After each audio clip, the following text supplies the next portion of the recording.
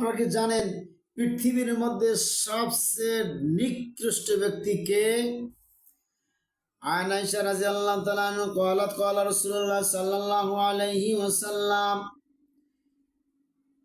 সহধর্মণী রাসূল সাল্লাল্লাহু আলাইহি সাল্লামের সহধর্মণী আম্মা জান আয়েশা রাদিয়াল্লাহু তাআলা বর্ণিত, তিনি বলেন রাসূল সাল্লাল্লাহু আলাইহি ওয়াসাল্লাম বলেছেন, ইন্না শাররান নাসি মানজিলাতান ইনদাল্লাহি মান তারাকাহু আও ওয়াদাউ নাসুত তাকা ফুহশিহি। আল্লাহর নবী তিনি বলেন, আল্লাহর নিকটে সবচেয়ে নিকৃষ্ট ওই ব্যক্তি যার অনিষ্ট হইতে, কুমন্ত্রণা হইতে বাঁচার জন্য মানুষ তাকে পরিহার করে।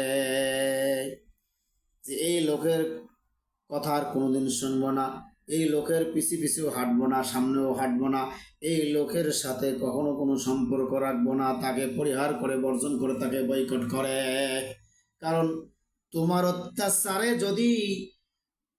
অত্যাচারের কারণে এলাকায় থাকতে পারে না, তুমি সন্ত্রাসী করো, চাঁদাবাজি করো, তুমি মানুষকে গুম করো, হত্যা করো, খুন খারাপি করো, এই জন্য আল্লাহর নবী বলেন ওই ব্যক্তি হচ্ছেন নিকৃষ্ট ব্যক্তি যার অত্যাচার হইতে বাঁচার জন্য মানুষ তাকে পরিহার করে, তাকে প্রত্যাখ্যান করে। হাদিসটি সহিহ বুখারী 6131, মুসলিম 2591, মুসনাদে আহমদ 24152 নম্বর হাদিস।